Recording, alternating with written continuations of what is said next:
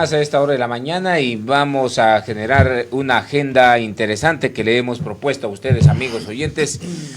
Y a ver, vamos a tener dos entrevistas antes de nada, así que vamos a estar pendientes. Ahí el colectivo cívico de Cuenca, Cuencuanos a Paso Firme se llama, que van a estar un poquito más adelante para analizar los problemas que tiene la ciudad de Cuenca.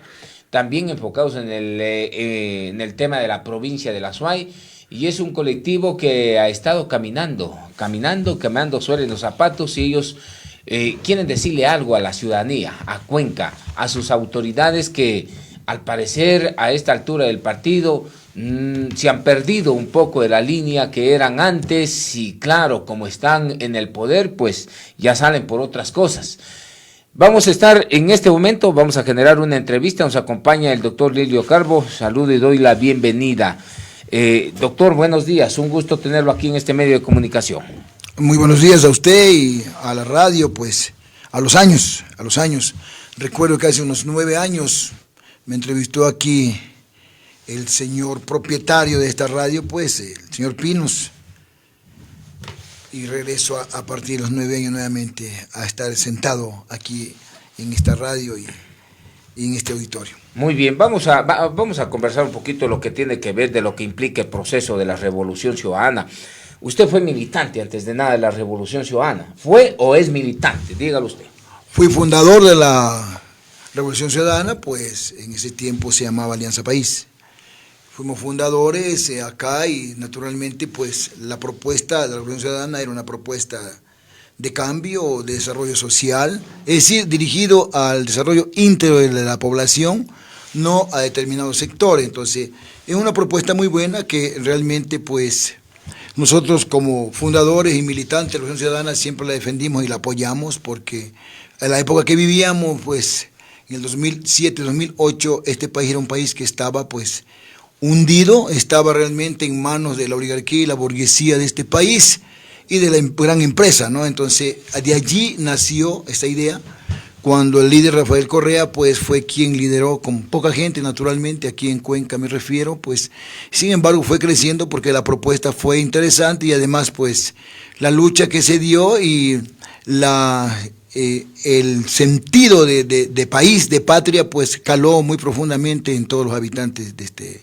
lindo Ecuador. Un proyecto arraigado efectivamente y tratando de generar cambios sociales. Conforme iba creciendo también se apegaban una serie de oportunistas que hicieron de tantos años el mes de agosto.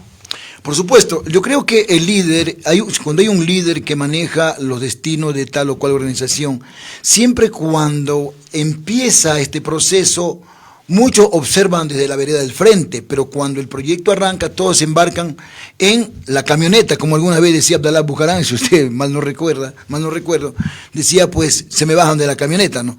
Sin embargo, yo creo que allí hubo gente oportunista que se aprovechó de este proyecto político, ¿para qué?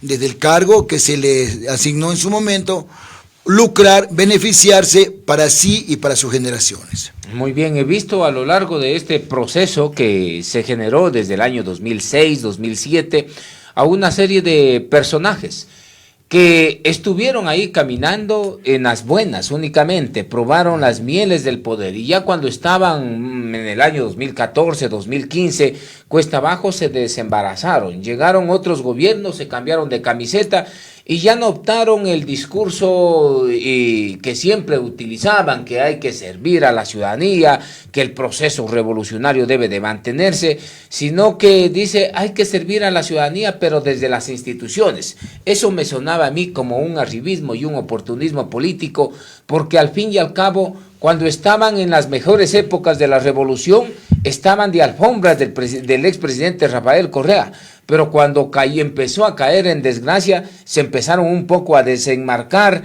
después vino Lenín Moreno Garcés, después vino Guillermo Lasso, y se olvidaron del proceso de la revolución. ¿Cómo considerarlos a estos fantoches militantes? Yo creo que hay solo una frase, es decir, hay que tener presente que cuando un cuerpo está bien, cuando un cuerpo funciona bien porque está lleno de salud, no faltan en este caso pues las amebas, que son quienes se benefician de lo que ese organismo ingiere para alimentarse. ¿A dónde quiero llegar? Es decir, ese proceso se dio por cuanto ya no se miraba en lo posterior, ciertos dirigentes no miraban en este caso pues el progreso, no miraban la propuesta política, no miraban en este caso el cambio, no miraban el proyecto en sí, sino miraban simplemente el yo. Y el yo nos hace daño porque cuando simplemente pienso en mis intereses y me vuelvo egocentrista, eso afecta el nosotros. Yo creo que es importante tener presente el nosotros. El nosotros es mucho más amplio. Es decir, yo creo que ese es un aspecto que la derecha de este país siempre piensa en función del yo, pero no del nosotros. Si yo estoy bien, no me importan los demás. Si yo estoy bien, por encima de los demás. Yo creo que eso es lo que en definitiva profundizó una crisis en su momento y luego pues cuando vino el gobierno de Lenín Moreno, ese grupo que existía allí se aprovechó mucho más. Es decir, la derecha pasó a gobernar, la banca de este país pasó a gobernar a través de los grandes empresarios, a condicionar el proyecto político y fue absorbido, en este caso, el gobierno de Lenín Moreno y con ello, pues, estamos en donde estamos en la actualidad. Doctor, pero se desembarazaron de un proyecto político y ahí me cabe la pregunta. La Revolución Ciudadana generó, a su vez, esta clase política parasitaria, porque han estado de tumbo en tumbo, han estado de gobierno en gobierno, se han sacado la camiseta y se han dicho que tienen la camiseta de la ciudadanía. Entonces, usted me decía muy bien, es como las amebas, hizo una analogía ahí, pensar únicamente en el yo y ya no pensar en un proceso revolucionario, pues me queda esto en tela de duda. Por eso le pregunto, si la Revolución Ciudadana generó ese parasitismo político de estos arribistas que han pasado de camiseta en camiseta. No, el problema fue que los oportunistas se beneficiaron del proyecto y luego, como es conocido por el común a nivel nacional, se fueron cambiando de movimientos políticos. Es decir, se transformaron en los bailarines, en los oportunistas del movimiento político. Están en este momento en otro frente. Son los que hace 15 años, 16 años, defendían el proyecto político. Estos son retractores y todo lo que se hizo está mal, este momento. ¿Pero por qué? Porque ese grupo, ese sector que no le hizo ningún bien a la Revolución Ciudadana, ya se fue, pero se fue con los bolsillos llenos. Se fue dejando a su familia, dejando a sus parientes, dejándole a todos en los mejores puestos, que este rato pues están gozando del privilegio de ¿qué? Del dinero que pagamos nosotros. Están sus familiares empleados con nombramiento permanente, se fueron ellos, se fueron con dinero y además también se beneficiaron de ese proyecto y se dedicaron a desprestigiarlo. En un momento decían que era lo mejor y en lo posterior manifestaban y actualmente manifiestan que es lo peor. Yo tengo amigos y conocidos que incluso manifiestan que el proyecto político no le valió de nada para ellos, pero sin embargo están sus hijos, están sus parientes, están ellos ya jubilados, en este caso pues que se beneficiaron. Son los oportunistas de un proyecto político. Pero hay en todos los lados, desde presidentes de juntas parroquiales que hoy en día están por ahí, ¿no? Por que se han cambiado de camiseta, como cambiarse aquí de calcetines. Por supuesto. ¿No? Y eso es lo que hace en tela de duda y eso es lo que también desprestigia a la clase política partidista, porque al fin y al cabo no hay un partido político serio, sino oportunistas serios que saben hasta dónde llegar. Llegan hacia el lugar de donde quieren estar, se aprovechan del momento y después ya ven que se está yendo mal, se bajan de la camioneta y se suben en las del ganador. Vea, esto hay casos en presidentes de juntas parroquiales que veo actualmente, en autoridades locales, en autoridades provinciales. Son pocos los que han seguido firme, los que han tenido convicción. Los demás se podría decir que son estos parásitos, estas amebas de la política, doctor. Así es. Es decir, es importante tener presente dos aspectos fundamentales. El ser humano debe tener primeramente principios. Y cuando tenemos principios bien formados, no vamos a cambiar. Dos, yo creo que lo que este momento se ha dado en el país es simplemente, ya no hay conciencia de clase. Ya no existe ese principio de solidaridad, ya no hay ese principio de apoyo a las clases. Simplemente es, yo me apoyo en las clases, pero me beneficio de lo que esa clase a mí o ese sector me apoya. es importante también tener que, con todos los bemoles y los inconvenientes que existen en este país, la Revolución Ciudadana pues es la única que de una u otra forma tiene una estructura política. Eso no podemos desconocer. No, ¿sí? no. Sí, tiene una estructura política en el país y tiene un voto duro además en el país. Es decir, algo reconoce este pueblo que en su momento se hizo por el cambio, por propender el cambio. Pero hay que entender un asunto fundamental, que muchas de las veces los medios de comunicación, es decir, usted puede ver este rato, y su medio de comunicación es un medio de comunicación muy crítico, y eso es importante y objetivo, eso es fundamental, pero muchos medios de comunicación, va a ver los que tienen acceso a la población en su mayoría, simplemente tienen direccionado su papel, su rol, su proyecto, ¿no? Su proyecto político, diría yo, en donde cuando existe un error, por ejemplo, este momento de la candidata de la Revolución, Luisa González, lo pasan todo el error que comete, pero las perlas que manifiesta el banquero, el niño, Noboa, no las pasan, o le pasan una parte mínima. Es decir, también hay un direccionamiento, ¿para qué? Para que en este país los poderes, la gran empresa, la banca, es decir, todos los sectores que de una u otra forma han condicionado al país tengan presencia, y siempre se habla que supuestamente Noboa es la opción. No. La opción en este caso, en este país, no es las improvisaciones. Yo creo que la experiencia y lo que está allí en práctica que se ha realizado, lastimosamente, pues es la población que va a decidir en su momento, no nosotros. Lo mismo es una opinión.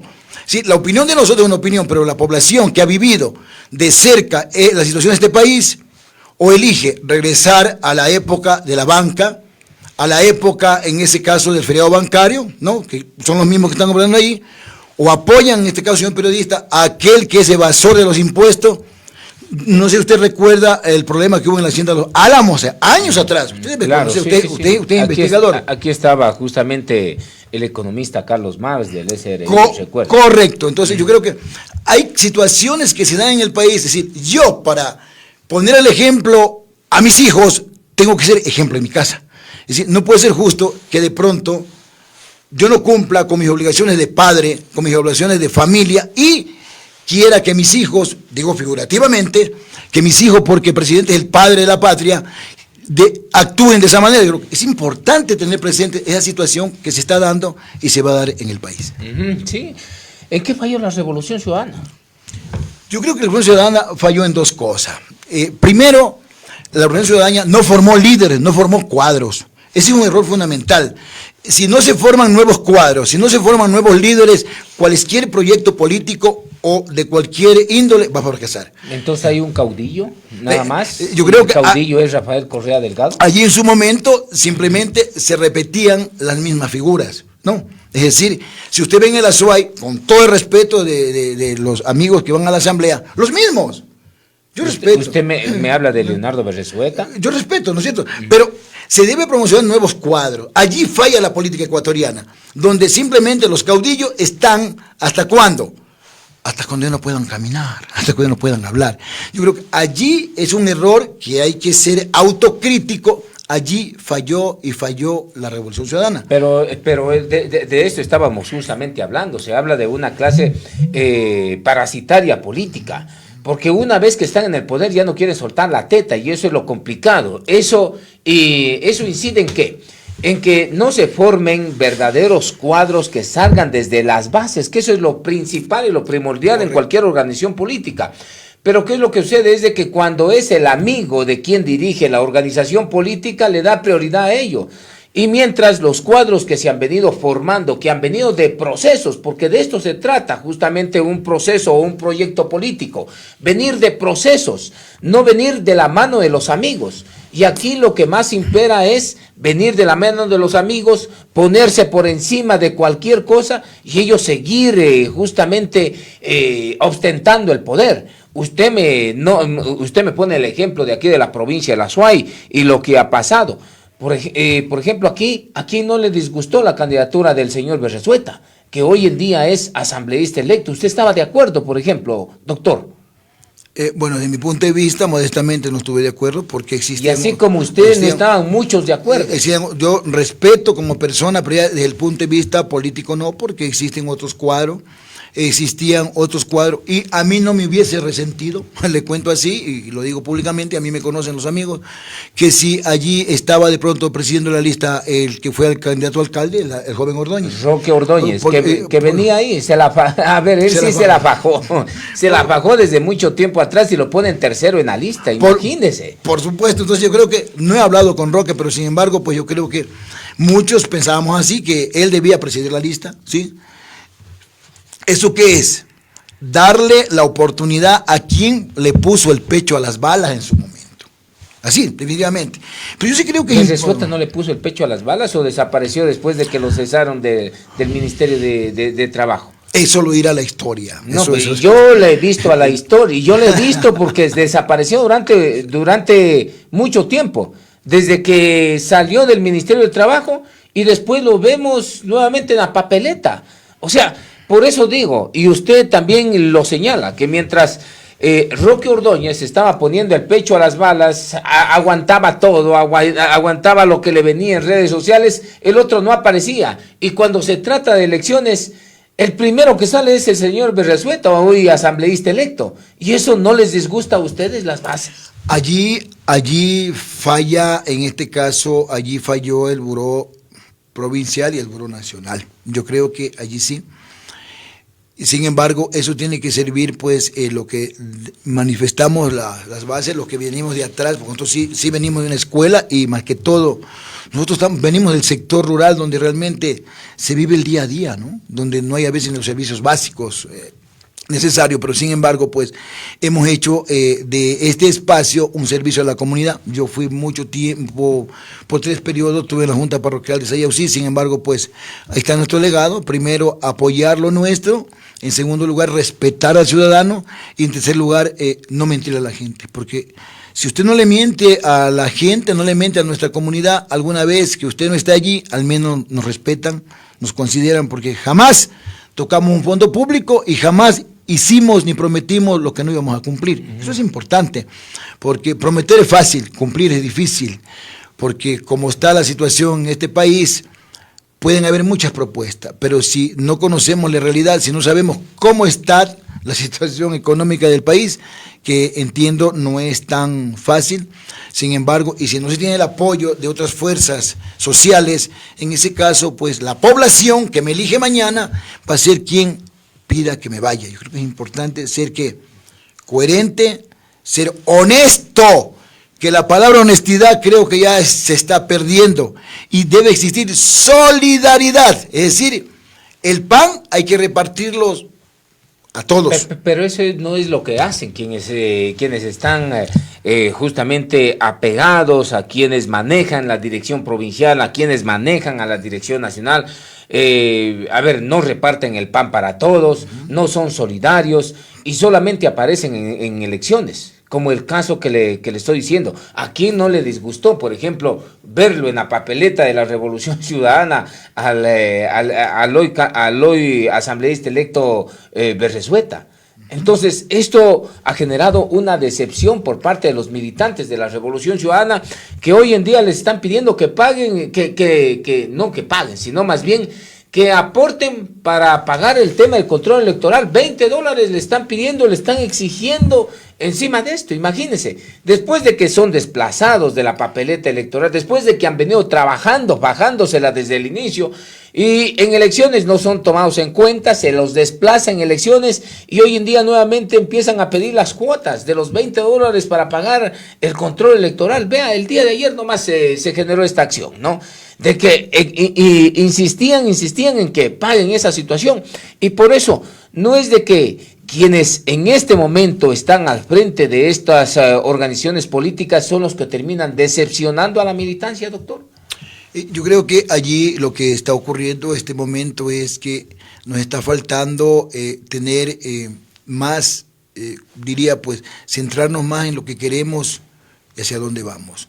Como que un poco nos hemos desmarcado del proyecto político, de la declaración de propuesta política que tiene pues nuestro manifiesto, en este caso, de la Revolución Ciudadana, que tiene cosas muy interesantes, usted la debe conocer también, y por un lado, y por otro lado yo creo que ya debe haber una depuración, tiene que existir en lo posterior una depuración, es decir, deben estar allí los que deben estar, y debe existir la alternabilidad. La alternabilidad es importante porque vienen nuevas ideas, vienen nuevas propuestas, con respecto ya a lo que en este caso pues se hizo, se lo hizo bien, yo no estoy en ese caso, se hizo bien. Abren el espacio, no les abren el espacio y eso es el problema, ¿no? Existe un círculo un poco cerrado allí y eso pasa en todos los movimientos políticos. Si usted ve y revisa en este caso las candidaturas de todos los movimientos y partidos políticos de este país, es igual, es decir, lo mismo y lo mismo y lo mismo, y no hay la alternabilidad. Yo creo que es importante depurar y formar cuadros políticos en toda la área, no únicamente en el área urbana, en el área de expansión urbana como tenemos, ¿no? En el área rural, que es fundamental, porque este rato, tanto lo rural como lo urbano ya no están desvinculados de la política nacional ni de la formación. Tenemos buenos profesionales en todo el ámbito nacional, en el área rural y en el área urbana, pero sin embargo, yo creo que cuando llega un líder o llega un candidato a ocupar un cargo, únicamente piden el apoyo y piden en este caso el respaldo de la gente que está en el área urbana. Sin embargo, no se está involucrando a los jóvenes especialmente, porque este rato es un espacio de jóvenes del área rural, que es fundamental porque el área rural también tiene que aportar más que el área urbana, porque si el área rural no produce, que comen los que viven, yo siempre digo... Claro, ahí está la fuerza de producción, pero claro, ¿dónde están los votos? En las urbes. Por ejemplo, exacto. Imagínense, la provincia de La Suay tiene 15 cantones, pero ¿dónde se concentra la votación para poner prefectos, para poner asambleístas? Es en el cantón Cuenca, nada más. En la cabecera. Entonces a los otros los siguen totalmente olvidando y ese es un problema y la poca visión que se tiene dentro de la política partidista, doctor. Así es. Yo creo que allí simplemente se está confundiendo lo que es la política partidista, que es englobar mayor cantidad de actores con una política individualista. Es decir, yo llegué aquí y yo voy con mi gente y los demás en la próxima campaña los llamo nuevamente. Entonces yo creo que eso sí ha afectado a todos los movimientos políticos y partidos políticos en este país. Usted ve que en estas elecciones hubieron, en este caso, pues, votaciones que nadie se las esperaba, porque a veces el que encabeza la lista se cree que tiene la razón con su discurso. No es así. Los discursos son importantes, pero lo más importante es la propuesta seria, una propuesta que llegue a las masas y que realmente sea, en este caso, factible de cumplirla, ¿no? Muy bien, ¿cree que hay esta propuesta hoy en día o ya se ha perdido esta propuesta, doctor? A ver, yo creo que este momento se tiene que hablar y decirle a los jóvenes, yo hablo por los jóvenes porque este rato entiendo que un 60, o no sé, si no es más, no tengo el dato, el electorado que va a ir a elegir presidente este 15 de octubre es un electorado joven, que va de los 35 años hacia abajo. Entonces, ellos son quienes tienen la palabra. Tiene que existir una propuesta en donde realmente se vaya a cumplir. Es decir, se tiene que cuidar en este país lo poco que tenemos, que aún vale. Así diría, alguien dirá que no vale lo que dice Lilio. No. Algo que vale este rato es qué es lo que vale este momento. Lo público, por muy malo que sea, nos beneficia a las grandes mayorías, ¿no? Lo privado, por muy excelente que sea, beneficia a determinados grupos. Ahí no nos podemos perder. Es decir, no podemos decir que porque yo tengo mucho dinero, ya no voy a perjudicar a un Estado. Ya lo vivimos con Guillermo Lasso, lo estamos viviendo. Es un país que no tiene gobierno, es un desgobierno total este momento en nuestro país, donde usted observa que incluso los reclusos, los que están viviendo una pena, suben a los techos de las cárceles, fuman la marihuana, tienen radios transmisores, tienen celulares y no pasa nada. Es decir, en este caso la delincuencia organizada, ¿no?, y los narcotraficantes nos tienen ya dominado. yo creo que es importante que exista una política. Y el gobierno que gane, el candidato que gane la presidencia, tiene que poner mano dura. Caso contrario, en este país no va a resultar. Tengo trabajo, tengo salud, tengo educación, pero si no tengo seguridad, no tengo nada, señor periodista. Es decir, la seguridad para mí es el punto uno, lo principal para que exista el desarrollo en un país como el nuestro. Si no hay seguridad, así tenga lo demás, no hay nada porque el ciudadano no se siente protegido. Seguridad y firmeza, de hecho. Por supuesto, como firmeza. Para no poner en el tapete de discusión el asunto relacionado a sentarse con los 10 delincuentes más peligrosos de cada provincia. O sea, parece que lo piensan y lo piensan en voz alta y lo dicen en micrófonos. Eso es lo que dice el candidato Arauz. Yo creo que un poco yo creo que ustedes son periodistas y se debe contextualizar realmente. Hoy se edita yo allí no tengo mayor. No me va a decir que es inteligencia artificial. No tengo mayor.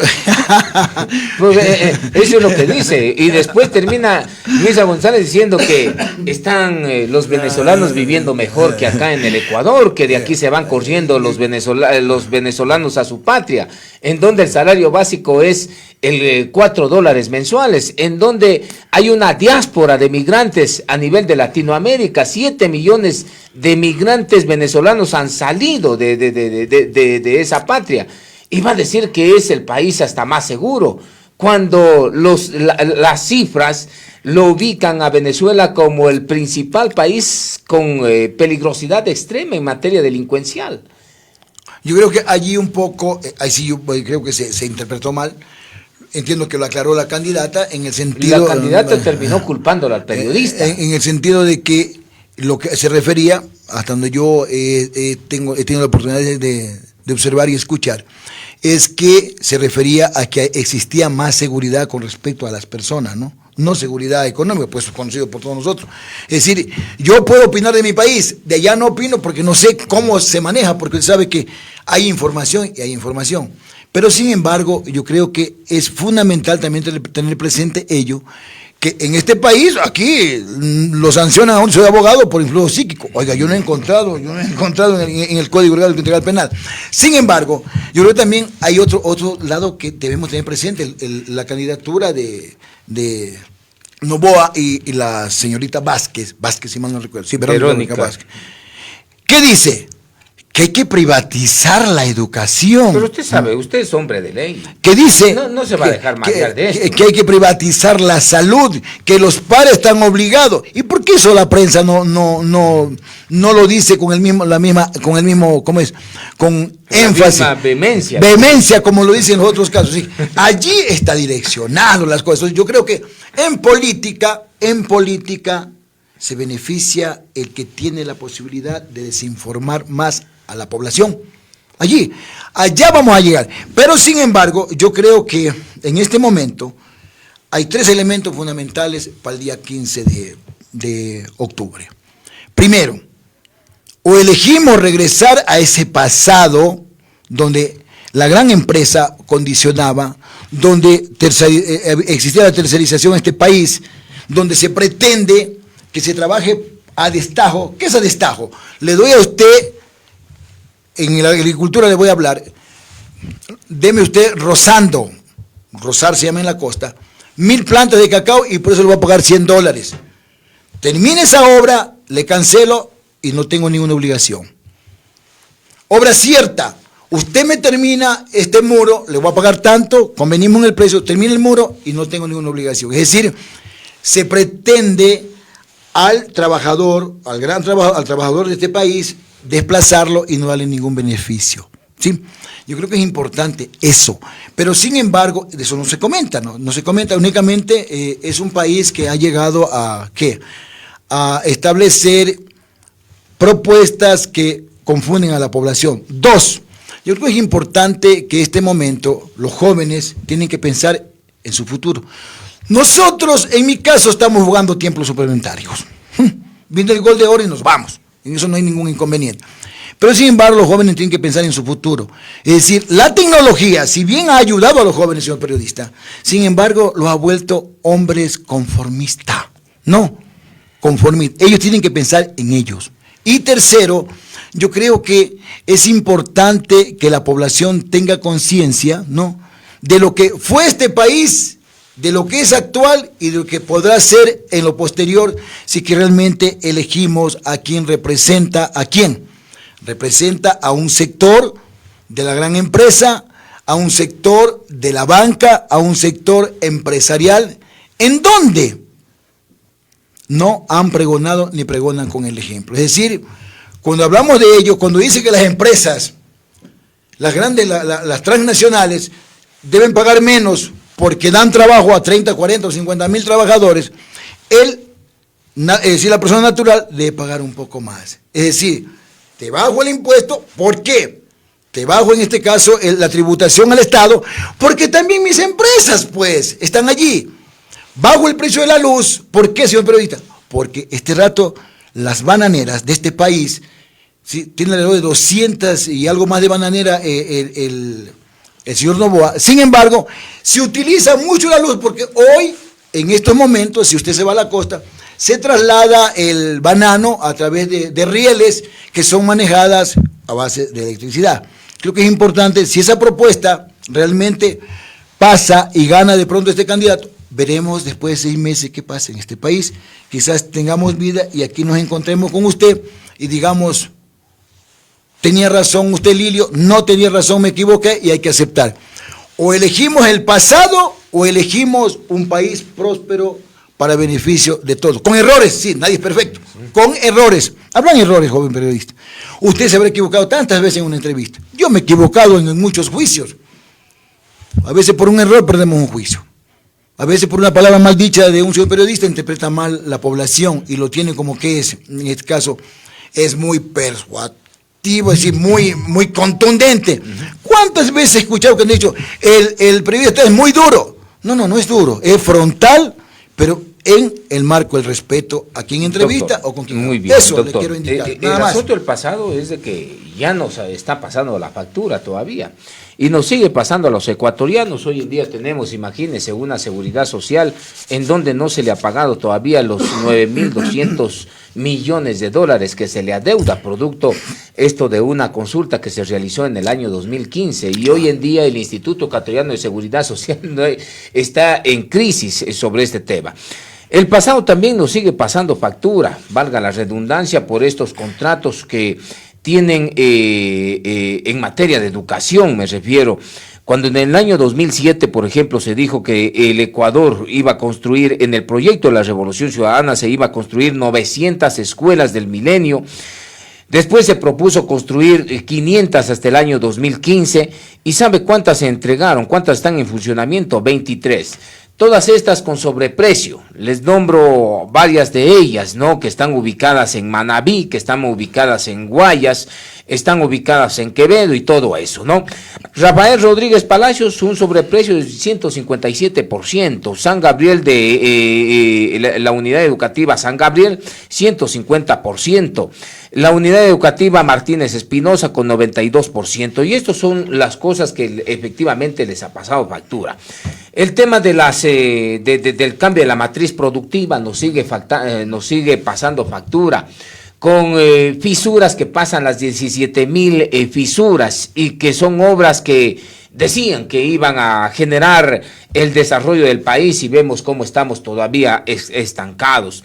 Pactos y procesos como por ejemplo la reinserción de grupos delincuenciales organizados, pactando en el año 2015 y reincorporándolas en las diferentes instituciones públicas, a tal punto que hoy por hoy dicen que el Ecuador es un estado fallido y está encaminándose a ser un narcoestado, un estado totalmente terrorista, producto de estos acuerdos que se llegó en el año 2015, en donde grupos delincuenciales organizados se incorporaron y decían que eran grupos netamente urbanos, lo decía el presidente de la República en ese entonces, Rafael Correa. Y nos sigue pasando factura cuando a las Fuerzas Armadas Revolucionarias de Colombia no las quiso declarar como terroristas o narcoterroristas, sino fuerzas beligerantes, en donde va más de medio siglo un proceso entre comillas llamado revolucionario, y no se ha concretado ningún proceso revolucionario, por ejemplo en Colombia.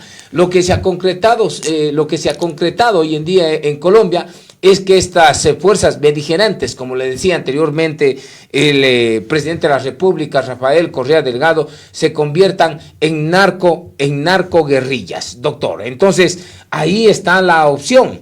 ¿Por qué ir por una opción que le ha dejado muchas deudas al país si no le ha traído solución? Doctor Lidio Caro. Bueno, ahí es un asunto que hay que analizarlo con cabeza fría. A ver, primeramente, cuando usted indica de las escuelas del milenio, creo que es fundamental que en este caso los proyectos políticos que se proponen, obviamente tienen un proceso, ¿no es cierto? Tienen un proceso. Las escuelas de milenio que existen han sido muy buenas en unos casos, en otros casos pues escuelas que han tenido que movilizarse sectores muy lejanos y eso ha afectado a la educación. De hecho, hay que estar consciente de eso. Sin embargo, tenemos que tener presente que con respecto a la educación ha habido cambios sumamente importantes en este país y yo creo que ahí vamos a coincidir en donde realmente el educador de este momento, el profesor, tiene mejores elementos, tiene mejores herramientas y además, fundamental, se le dignificó al profesor, porque incluso se le subieron sus sueldos. En eso no nos podemos ponernos a discutir ese tema, al menos lo tengo claro yo ahí. Pero con respecto a la escuela del milenio, es un proyecto, pero un proyecto no se lo hace la noche a la mañana. Un proyecto, hay una hoja de ruta que debe cumplirse. Es decir, en este caso, si existe sobreprecio como se indica, sin embargo, no conozco que existan este rato instaurados procesos judiciales con respecto sí, ya están. No lo ya conozco. tienen. Por ejemplo, sí tienen estas escuelas que tienen un sobreprecio 157% de la obra, ¿no? Desconozco este momento eso. Ya, con respecto a la matriz productiva, allí sí hay una deuda. Allí sí, tenemos que ser claros y conscientes. Hay una deuda que la matriz productiva no avanzó como era la propuesta del gobierno de la Revolución Ciudadana de Rafael Correa. Es decir, en ese espacio se quedó la matriz productiva. Pero sin embargo, pues sí existió en aquella época, pues, fuentes de trabajo. No, esto era una fuente de trabajo. Fuentes de trabajo para los padres de familia. Cuando se habla de la narcoguerrilla, cuando hablamos de los grupos urbanos, en este caso, entiendo que allí un poco se está refiriendo al asunto de los Ñeta. Y los Latin Kings. Latin Kings. Y de los Ñeta era Leandro Norero, el patrón Norero, el que maneja las bandas delincuenciales, el que manejaba, porque ya lo mataron. Ya lo mataron. En donde allí entiendo que hubo algún acercamiento, y eso es conocido por la ciudadanía y por el país, de parte del presidente con ellos, incluso les crearon espacios para que se integren, ¿no? ¿Y sí se acuerda de los hermanos Chauvin, usted? Por supuesto. Sí, que eran ministros todavía, claro. Y que eran cercanos al Ministerio de Interior en ese entonces, en donde se movía prácticamente los operativos que realizaba la Policía Nacional, y le decía, muy bien, aquí, sálete de aquí porque ya mismo te caen los... Y tener ese nivel de penetración de delincuentes, de narcotraficantes en un gobierno, doctor. Eso es lo que asusta. No, yo creo que, mire, no nos vamos a asustar, porque incluso Chauvin, una pregunta que yo le haría a usted, a la ciudadanía, en este caso, voy a ser de periodista. ¿En aquella época ocurría lo que ocurre actualmente? Ahí dejo un interrogante. ¿Y qué ha ocurrido en este caso? Este momento, ya no hablamos de una guerrilla, ni de una mafia, ni traficantes nacionales, es transnacional, ¿no es cierto? En donde realmente los gobiernos, si es que no ponen mano dura, este rato estamos, no voy a ser duro, pero estamos muy mal, estaremos muy mal en los próximos años. Y con respecto a lo que usted manifiesta, que eso ha existido, que en ese aspecto ha fallado el gobierno de la Revolución Ciudadana, en el caso de Correa y su propuesta. Sin embargo, yo diría, pueda que sí falló en estos aspectos que usted acaba de indicar. Sin embargo, pues han habido cambios profundos en este país, que realmente no lo teníamos. No lo teníamos en este país, donde todo el tiempo gobernaron ¿quién? Los mismos, la derecha de este país. Ustedes recuerdan muy bien el Fredo bancario. No. Este momento, si usted como periodista investigador, usted debe tener conocimiento cuánta gente ha emigrado a este país y sigue emigrando a este país. No porque por la Revolución Ciudadana, no. Simplemente porque los gobiernos, entre comillas, honrados, honestos, que como es el gobierno de Lenín Moreno y ese traidor, y el gobierno de Lazo, ¿qué han hecho? Nada, le mintieron a este pueblo, le mintieron a los jóvenes, que iban a eliminar a CNC, señor periodista, que no iba a haber el examen de ingreso. Simplemente se lavaron las manos como Poncio Pilato y le pasaron a las universidades, Y este rato los jóvenes que están preocupados, desesperados. ¿Qué era anteriormente? ¿Quiénes iban afuera a capacitarse con las becas? Simplemente los hijos de los aniñados, los señoritos. Pero en la época de Correa, ¿qué pasó? Iban allí los Carbos, los Carchipullas, los Yupanquis, todos, pues, hombre. Entonces, ¿ha habido cambios? Sí. Han habido cambios, han habido errores. Hay que reconocer que hay errores. De hecho, hay errores. Hay errores, señor periodista. Pero, sin embargo, también tenemos que tener presente que este momento, lo que pasa en este país, nos quieren llevar a que todo se privatice. A que todo se privatice en este país. Pero no lo pueden. Usted sabe, usted es abogado y el Por artículo supuesto. 317 de la Constitución prohíbe el tema de la privatización. Por supuesto. Pero, sin embargo, ¿qué es lo que se está haciendo este rato?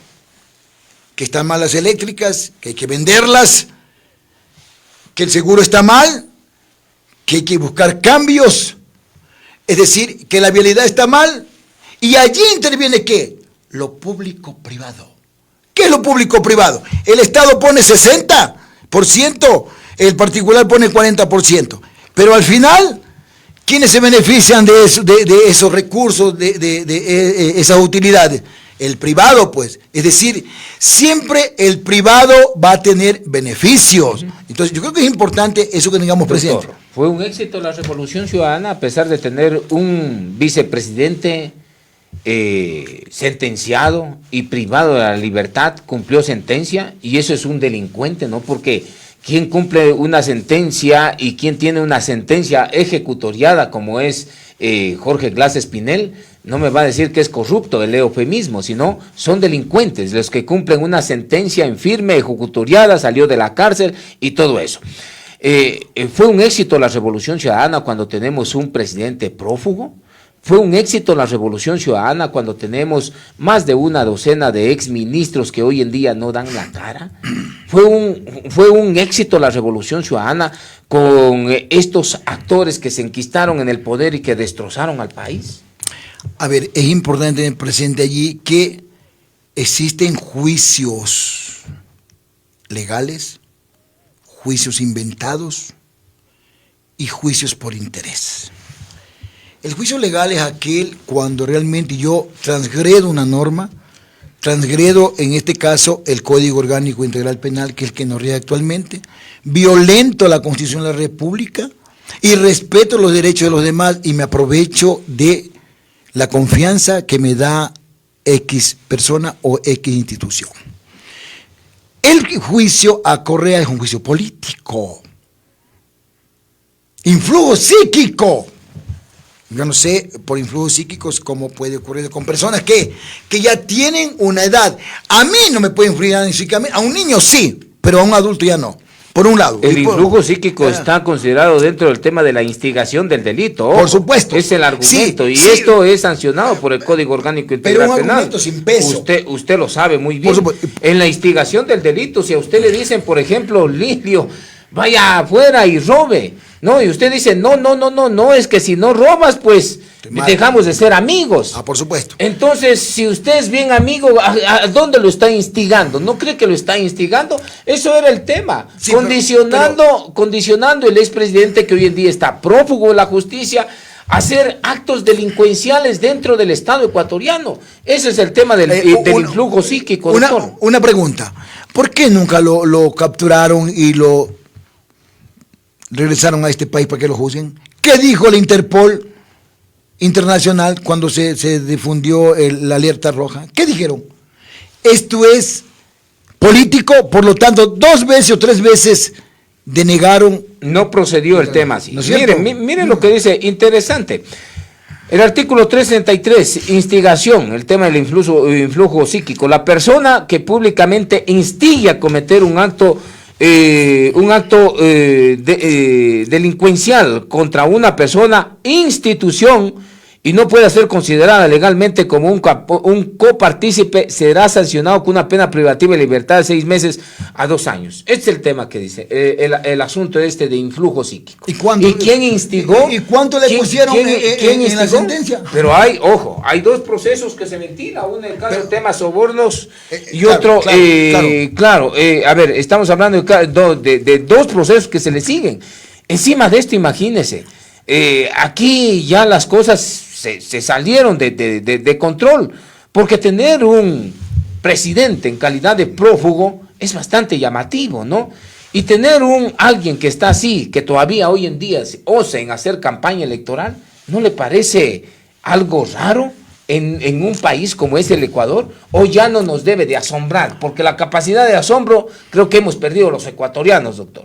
En este país, si no se cambia la estructura y no se da un remesón a la función judicial, soy abogado, hay gente muy honorable, no va a cambiar nada en lo posterior.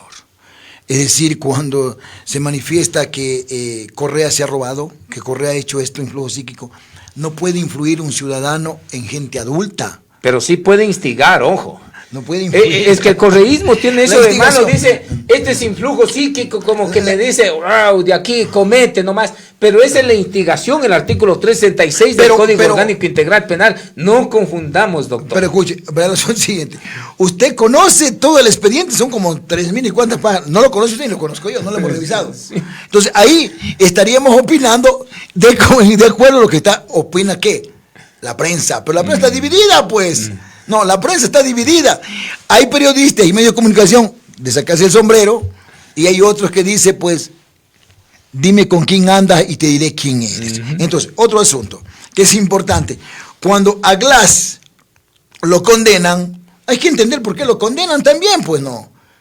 Lo condenan porque, amigo de Correa, parte del... Un tío delincuente que fue captado con los millones de dólares en una maleta. Ya se murió. Ya murió. Sí, pero ese era su tío el delincuente. Pero, oiga, o eso ya no nos acordamos, doctor. No, yo sí me acuerdo porque soy abogado además. En todos los gobiernos, este rato está el asunto de el Lenin está enjuiciado, ¿no es cierto? Y la situación de este rato de Lazo, se dice que el que tenía plata no roba. Este rato Lazo también allí, pues, ¿quiénes podrían haber informado o debería informar? Ya está bajo tierra. ¿Y quién ha investigado? ¿La fiscal está investigando ese caso? No, el asunto de los Reina Paper está investigando la fiscal.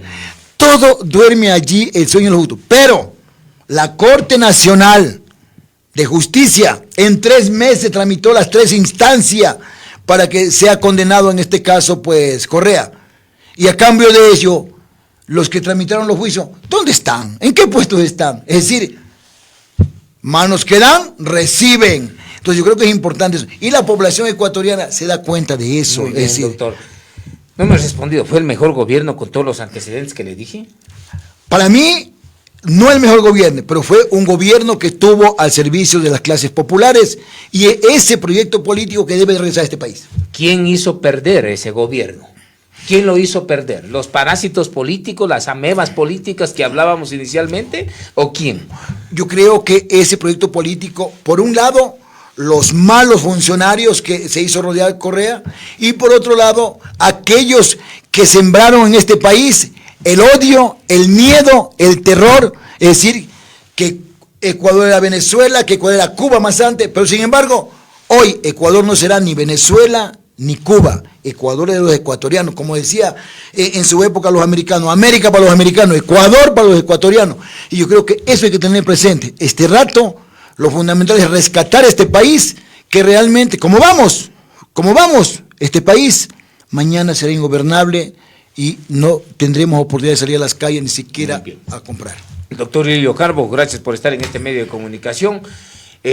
Dándonos a conocer esta opinión que también es importante. Este medio de comunicación se caracteriza por ser plural, ¿no? Y también ser frontal. La pluralidad significa también la frontalidad. Quienes salen por detrás, por la puerta trasera, evadiendo todo eso, a ellos también hay que cuestionarlos, ¿no? Porque tienen mucho que decir y no lo quieren decir porque tienen un rabo de paja. Doctor, muchas gracias por estar acá. Gracias a usted, a su medio de comunicación y bueno, no cambie como ha sido ayer, hoy y será mañana. Objetivo, frontal y sin pelos en la lengua.